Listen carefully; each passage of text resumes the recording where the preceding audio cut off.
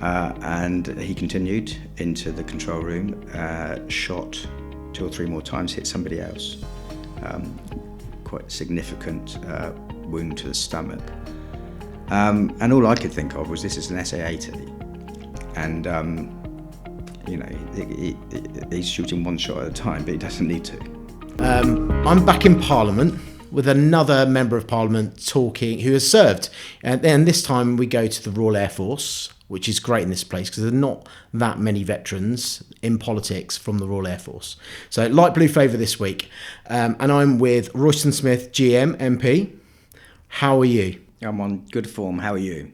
I'm okay. Yeah, it's warm in this place today, but I was there talking to the security guard on the way through, and he was moaning about the lack of air conditioning. But we are in the mother of all parliaments. This is this mother of all parliaments. This is this modern, shrine to Tony Blair, but the roof's falling in. There's no air conditioning. It's too hot in the summer, too cold in the winter, and if you're in the atrium, you can't see anything after 4 o'clock, in December. But this is the new bit, right? This is the best bit. New bit. No. But how's your day today? You've had PMQs today? Well, I thought Stan was a bit tame. I know you'd probably expect me to say that, but he has better days than he did today, so I don't think it landed very well. Rishi had a few jokes on him. Our side were quite buoyed up. I hope that's because they're supporting the Prime Minister as I am, but it's likely that tomorrow's the last day and they're going off for summer recess, so they're a bit demob happy. So we are recording just before recess, but this will will go out after recess when you're all back to work. But as ever, Royston, we'd like to get to the start, where it all began with our guests. The common feature between you and me is that we've both served in uniform, and all of our guests as well. But can you just tell us a little bit about your military story, where it all began, and why you ended up joining? Yeah, I mean, I've tried to sort of work out exactly why I ended up joining, but I just thought that was always what I was going to do. So my old man served in the war. It makes you realise how old I am when my old man served, right through the war, and he was in the Navy. And I thought I was going to go in the Navy because I was in the Marine Cadets from about 13. I think you had to be older than that, maybe 12. But they let me in, and I did it for 4 years or so. And that was it. I was going in the Marines. There was no question about that. That was my future. I couldn't wait. And I just got to a point when I was going to join. And it was back in the days when you had lots of careers offices. So you had all three, and they were mostly next door to each other on Southampton High Street.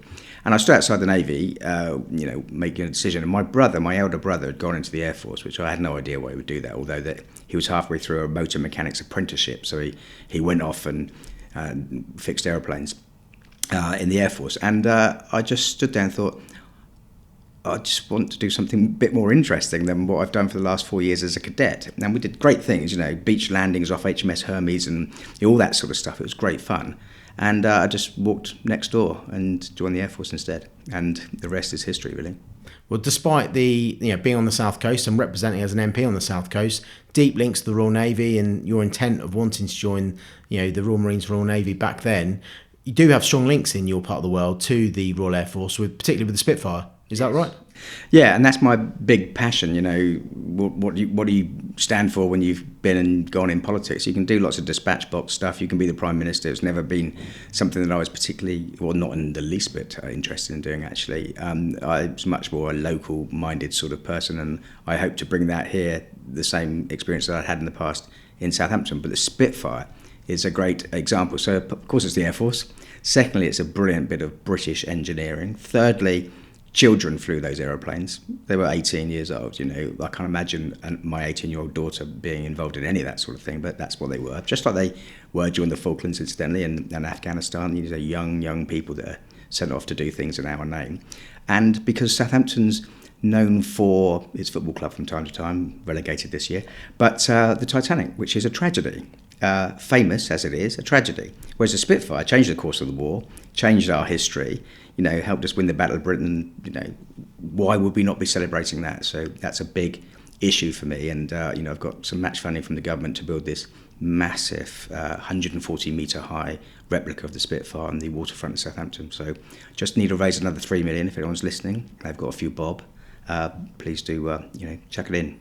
Well, we'll put any links to that campaign as well into the show notes because I grew up in Kent, so deep links with the Battle of Britain. I was obsessed with Spitfires, and even now when one flies over We've got one locally to us at Sywell Airfield in Northamptonshire. And my little girl, 3 years old, she absolutely loves the Spitfire. A bit of a fan of the P-51 as well, the Mustang, but brilliant aircraft.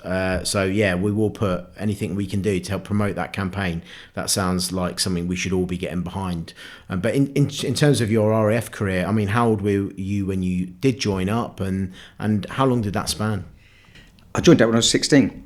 So unlike a lot of people here, I didn't have the sort of stereotypical college, university. I was always destined to come to Parliament. I joined up at 16. That was my, that was the journey I was on when I was a kid. I assumed that's what I had to do, and I did that happily. And I learned everything that I learned, engineering and everything in the Air Force, and did 10 years. And the thing is, which is why I look so fondly on my service, but I don't allow it to be the only thing that I think were highlights of my life, is that they trained us so well. And I thought once it becomes just a job, then I'll look for another one. And during the height of the IRA troubles, I was in Germany. There were people being shot and blown up in nightclubs and all sorts of hideous stuff. And I just got to the point where I was thinking, okay, maybe I've done my time now. It might be time to look for something else. And British Airways were looking for people. I went and spoke to them after about an hour or an hour and a half in an interview. I did say to them, we're going to speak about aeroplanes. They said, there's no need to do that. You're Air Force trained. And that was it. The rest is history. I went off to British Airways and made a few more pounds. So that brand of the RAF was that pull from industry, and I obsess over this. I do a lot of work within the veterans employability whole debate, and we talk about this push and pull, pushing people in industry, or do they pull? But early on, there were some great relationships with the likes of BA, and that brand recognition of the RAF was really strong and led to a successful. Yeah. I mean, I'm not entirely sure it is quite so much now, but they were headhunting because they're expanding. If you were trained in the Air Force, then your training was second to none. And I saw lots of British Airways engineer apprentices afterwards, and they were all right. They're good guys, but they'd come and go. They'd get somebody to sign them in so they could take a Friday off or whatever. You can do that in the Air Force. You're there all day, and you were doing from 8 till 5. And if you failed a module, you were put back or kicked out. That was what it was. So. As soon as I went to BA, they went, there's no question that we'll hire you. We just wanted to know, give us the funny stories about serving. So it was dead easy. And, of course, it was not long after the time that British Airways took a lot of pilots, and so there were engineers out on the pan saluting pilots as they were pushing back. So there was still a bit of that. That's all gone now, really. There's not big handlebar moustaches and, saluting pilots anymore. So a bit of a combination of that recognition of skills and also the brand, and the need from industry. There was an industry need, a skills need. So yeah, a pretty relatively good, successful transition. Perfect, absolutely easy. I mean, for someone like me, it was. I remember all my friends in the Air Force going, you don't want to do this. You'll never get a job as easy as this. Wednesday afternoons off to play sport. Well, that wasn't really true, because, the one thing you had, which was a bit of a challenge for about 5 minutes, was, you had your own toolbox and you had to make sure you didn't leave them on an aeroplane. Well, there was so much more control in the Air Force, shadow boards and checking stuff out and making sure the tags were back in before the aeroplane was fit to fly, that sort of stuff. Not so much in the commercial sector, you have to be a bit careful. But very quickly, you take responsibility for yourself and you look around and you think, there's no imposter syndrome when you go off to BA after being in the Air Force. You think, I'm at least as good as these lot. That's no problem at all. So the transition was really simple. And actually, what was demanded of me was probably, I didn't have to have my hair cut and march around every, now and again. I just came to work and did my job, and they paid me more. So the transition was easy. But, the reputation of the Air Force to places like British Airways cannot be underestimated. And we used to worry while we served that we never had this piece of paper. The most we'd ever get is a City and Guilds. You never get the same engineering licensing qualifications you get in Civvy Street, which we all really wanted, because that would give us employability when we left. As it happened in this, for engineering in the Air Force anyway, you didn't need that. They would rip your arm off. Wow. And before we talk about the national politics, you have been on a transition from local government to national politics, having served in local government.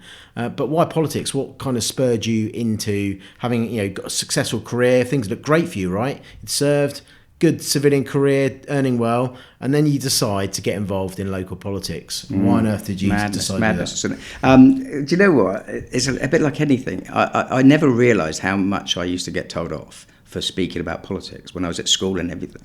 But if you come from a council estate and you join the Air Force when you're 16, the first thing you know, it's not true, but you sort of know it because everyone's told you, is all this stuff's not for you. College is not for a kid like you. University is not for a kid like you. No one would say politics is not like a kid for me. That wouldn't even be discussed. I mean, why would anyone even think that would be for a kid like me? Yeah. But I talked about it endlessly. Did it when I was in the Air Force, did it when I was at British Airways. And I, in addition to having British Airways, I had a few small businesses as well. And I bought some of them by mistake. So I had a cycle shop, and I bought that because I was in the pub one night.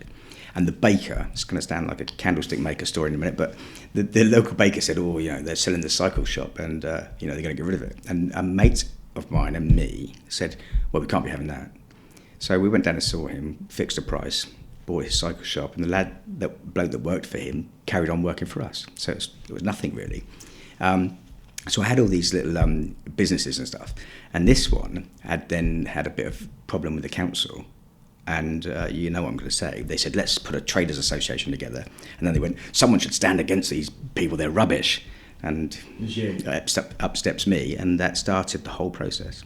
Well, that's it. A lot of the time people think, it's not for me. I can really identify with that because I didn't come from a political background, ended up working for members of parliament, secretaries of state and all the rest of it. And I look at my own family background, I guess we are always really being political. My dad always encouraged us to have healthy debate, coming from very sort of working class roots in southeast London. And in the military, people are quite political in the military because we talk, we over tea and toast. Yeah. Or we are the end result of political decisions when we go on operations. Or clearly we don't question those. They're orders, we get on with it, those operations. But while we're there, our eyes are opened up to issues. We see a lot in the military. We also mix with a lot of different people from different backgrounds. And all of that is a bit of a melting pot for shaping political views.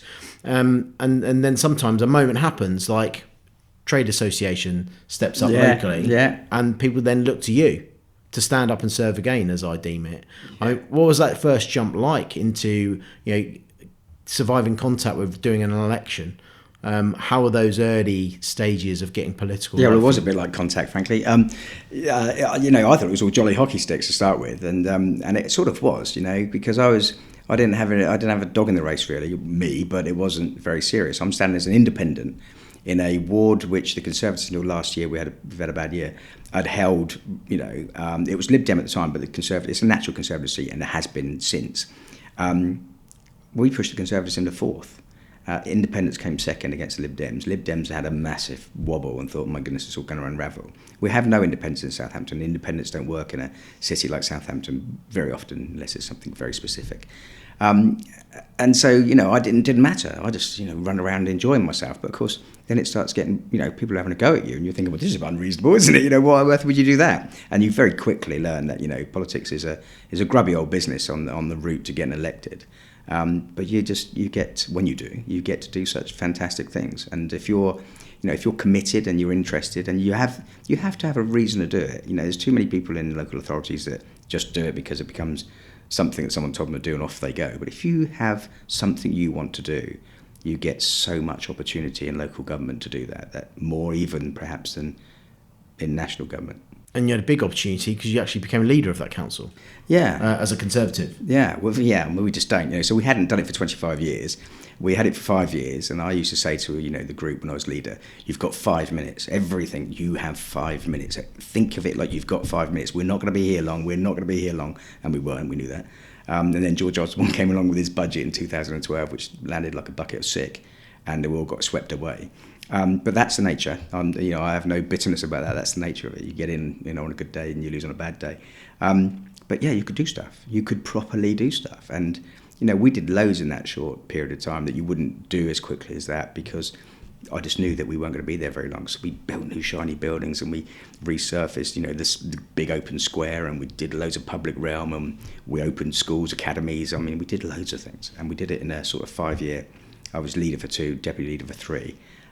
We did loads. It was fantastic. Do you think we have in terms of those of us engaged in politics, have a bit of a marketing issue about the power of local government and the benefits and the positivity around it, what you can achieve. Because we only really hear about local government when it goes wrong, particularly when it's linked to money. Councils go bankrupt, get called in, all the rest of it. And a lot of that's out of their control, of course, because central funding is an issue in the economy of the day.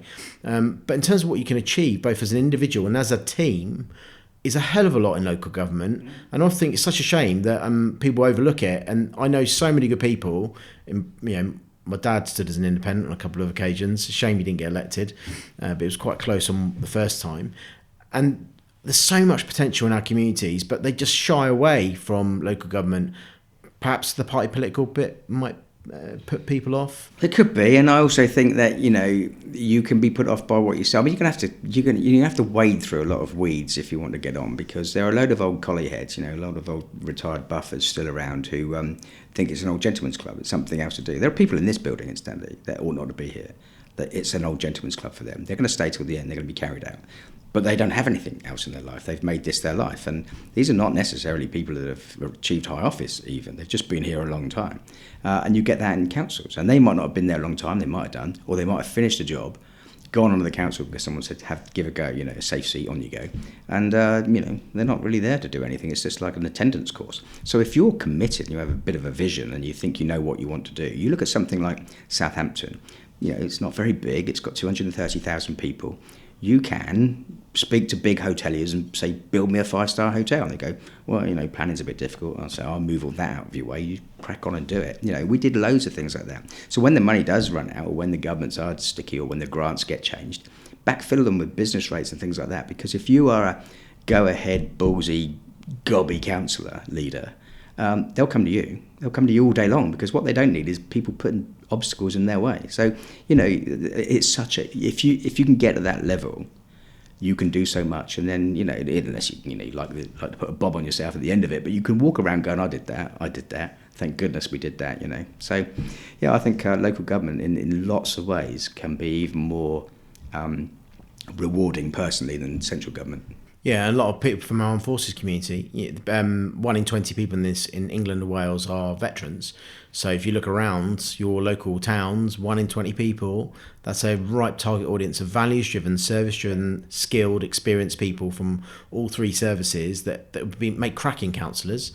And also, let's not overlook their spouses and partners, who are particularly resourceful when they follow their wife or husband or partner around the globe. They are a prime audience to get involved in local government, and we should see more of them. So I hope that people listening to this are inspired to have a look at your local government, have a look at the quality line of people, and there's no point just moaning about it.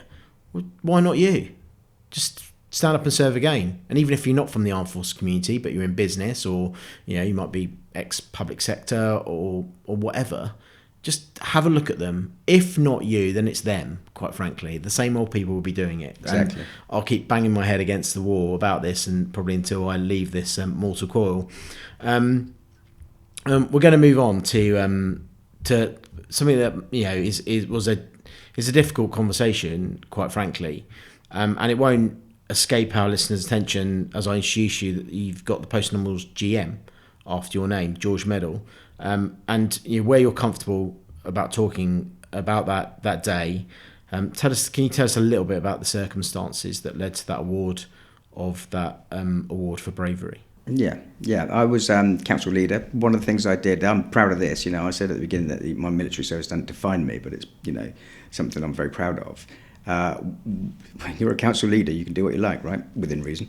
And so we had Freedom of the City for the Princess of Wales Royal Regiment. My regiment? Yeah, well, they marched through the city. Did they get freedom? Can't remember. But when they come back from Afghanistan. Yep. 17 Port Maritime, the TA, and then we started inviting vessels. We had HMS Bulwark and, a Trafalgar class submarine, and then we had the Astute class submarine. Yeah, busy military town, right? Yeah, well, it's not a military town at all. It's me who was inviting them all there, because they could. Busy military towns down in Portsmouth. It's 17 Port Maritimes just across the water, but within spitting distance. TA is there, of course. Princess of Wales is not in Southampton, but they were coming back, so we'll nab them and say you can march through our town because you're top blokes. So we'd invited the Astute to come, and the MOD were very pleased about that. So they're the new flagship of the Astute class, so HMS Astute being the first. And it was on a visit, and we went. In fact, I went and welcomed it on the Wednesday, met the captain, all the rest of it, and then we go back for. Did it? Anyway, that's. I can't remember if I welcomed it and then we went back. It was the same day. Anyway, they were changing the guard. We were in the control room. They were showing me around, as you'd expect. They were changing the guard, and there was a bit of a kerfuffle in the armoury, which is a small affair, but they have a small one.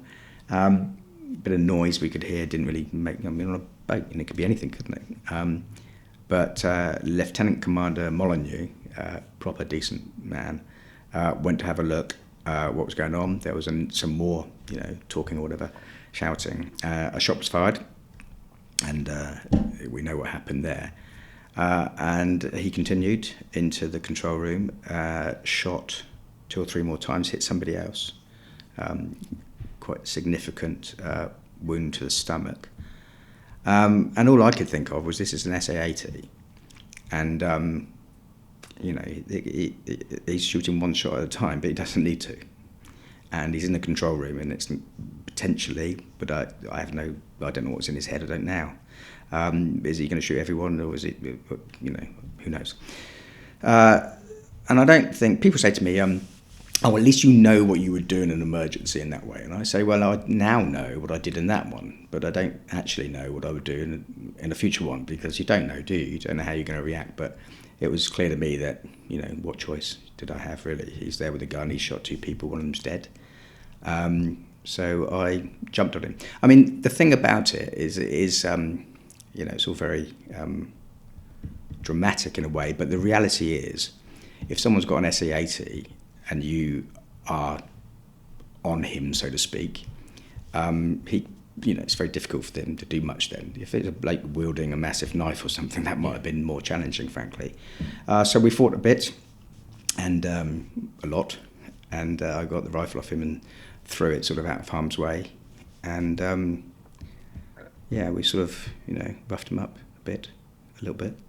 And that was it, we disarmed him. But, I remember, a lot of people talking about it and saying, I always say, I'm not really interested in talking about it particularly. I won't not, but it's not something that I'll volunteer. And I remember my wife saying to me once, she said, the point is it's not a happy ending, is it? Yeah. Because if no one died, you might be a bit more keen to talk about it. Yeah. But the reality is it wasn't a happy ending. But the incident didn't bother me. I met the trim team. In fact, they hid in my office. I kicked them out. With them going up the corridor going, it's all right to be all right, And I said, well, I am all right, so, get your coat. But the only time that I think it really did affect me, we had the inquest in the council chamber in Southampton, which is very much like a mini House of Commons chamber. And the coroner sat in the mayor's chair, and we're given evidence. And Mrs. Molyneux sat on the other side of the council chamber, which is, twice as far away from where I'm sat. And I had to tell her the last 10 seconds of... Yeah, well, thank you for sharing that story. And for also sharing his name as well, because I think, I've said it before, where we lose people in this community, any opportunity that we can have to share their name and remember them, I think is really, really important. And as you say, the familial link is so difficult. And we have an affinity as members of this armed forces community. It's part of us. It's within us. And that extends to the families. And I remember going to the funeral of a classmate of mine who died of cancer, Royal Navy. And I remember seeing, we were in uniform, kind of hide behind the armour of a uniform a little bit at those scenarios. But the sight of his child coming down the aisle of that, to see the coffin carrying his firefighter's helmet from the Royal Navy was something that was that was the moment that I couldn't hold behind the armour of my uniform much longer. And time to time some of us are called. I've done a repatriation of someone back from Afghanistan, and you have to be professional for the family. But I think that link with the family is something that we should always be cognizant of, and the fact that we can share Lieutenant Commander Molyneux's name, I think is our responsibility for any of us talking within the armed forces, and we should remember that. And you said about the families as well, when we were talking about council, and Mrs. Molyneux deserves as much. She carried herself with dignity throughout all of that, never spoke publicly until it was all over, never any of that, and then collected with her children posthumously his George Medal, and that was I remember that probably in a way more than I remember the rest. Yeah, I mean it seems a bit. I wanted to ask you about your achievements in politics, and following on from that, and keen to move on from that. But you must have achieved time in office in this place and in local government. I mean, how will you look back upon the political dynamics of your career and what you've achieved? You mentioned getting funding for things locally, but what do you think are sort of your proudest achievements in politics? I try not to be proud of myself. I hear this on things like, X Factor or whatever it's called. They're all so proud of themselves, aren't they? But I do look back and say I was a kid off the council estate. My dad was a roofer, having served. My dad was a roofer as well. Yeah. So, and my mother was a cleaner. I used to say, that he used to fix roofs all day. She'd go and clean people's houses in the morning. He'd fix roofs all day, and then in the evening they'd both go and clean other people's crap in offices. and they just worked really hard. They bought a house. Their mortgage was £20 a month, but that was all the money they had. I remember this. I don't know why, but he earned £34 a week, and their mortgage was £20 a month. But they were just normal. But everything wasn't for me. I was a kid going to get a job at 16. So in a way, if you talk about achievements in that way, I'm a kid from the council estate, and I'm sat here in Parliament talking to you. So in a way, that's an achievement, isn't it? But for locally, there's loads of things around Southampton that I've done and I feel quite proud of. I've built lots of relationships with people, and they trust me to the extent that people will come and seek my advice, not necessarily just as a politician, but because I have been around a lot and I know my way around. The Spitfire, we've got £3 million towards the £6 million project. I need to get the other 3, but I feel confident that we're going to do that. And one of the things just came from nowhere, was when the building safety thing happened after Grenfell. Yeah. And I was contacted by a few people, and as an MP, I thought, well, this is not good enough, really. And it turned from there to a massive rebellion led by me and a colleague of mine on the fire safety bill. We got it back from the Lords. We got the bishops to bring it back in the end, and of course we all complain when the bishops do it normally. Yeah. There was a bishop willing to bring it back for us 5 times. We could have defeated the government. If it wasn't COVID, we probably would have done, and we probably shouldn't have done on that particular thing, because it then went into the building safety bill where they felt it should be handled. Gove came along and decided that the people that had built these buildings should pay for all the remediation, and they're doing so, and that changed hundreds of thousands of people's lives. They don't know that I did that. They don't really care, and why should they? But when people were contacting me saying I've just been given an invoice for £90,000 for a flat I thought I owned, but the freeholders don't have to pay for the damage, I couldn't believe it. I thought, what would you do if you just opened that envelope?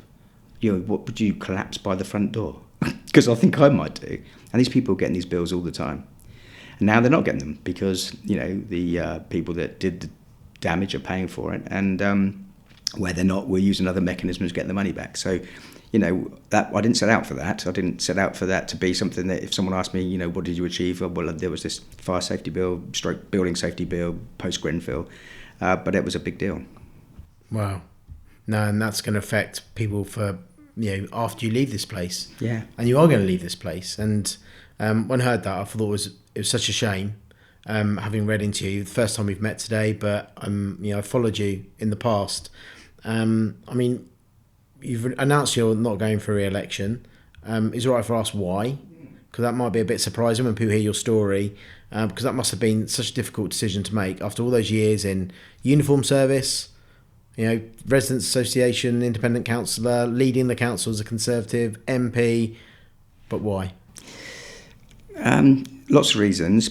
One, I think the overwhelming reason was I came to the conclusion I've been on a bit itchy feet a lot, really. And so if you look at, days in the Air Force, British Airways, council leader, it's been a bit like that. But I just thought I didn't want this to be the last thing I do. And I don't know what I'm going to do. But when I left British Airways, I decided I was going to do it. And I saw my boss on the Monday. And I said, I think I want to go. And he was going, no, you can't possibly. And I said, well, I'll stay as long as you need me. But, I've come to the conclusion that I just want to try something else. And he said, do you really want to go? And I said, I do really want to go. He said, go Friday. So I went Friday with no job.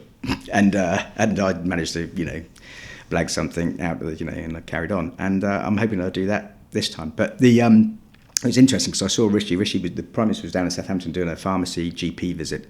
And I said, can I get 5 minutes with you, afterwards? And we went to a room and his bag came in. He said, no, it's a private one. I'm just going to have 5 minutes with Royston. So I said to him, every time I've left a job, I've told my boss first. And he was going, no. So I said, no, that's me. I've come to the end a bit. And he gave me a big hug. And I went home and told my wife.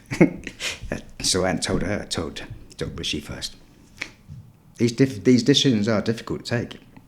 But better to take them yourself than, when at a time of your choosing. The only I think worry about it, if there is a worry, and I don't worry, I get a bit happier about the decision every day actually, is I did worry when I made the decision, and I had to tell Rishi and then my wife, who actually is relieved. It wasn't hard to tell my wife, do you want to go? Please stay and be away 4 nights a week.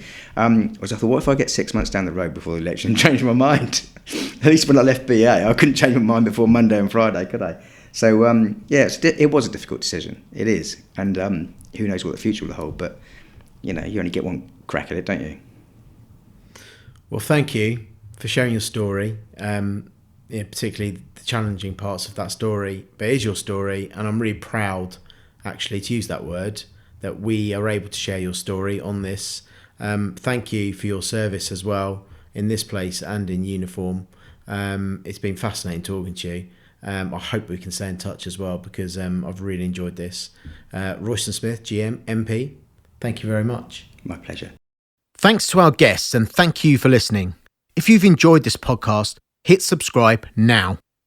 Alternatively, you can support our mission by checking out in the show notes below where you can rate, donate or become our mate. Thank you.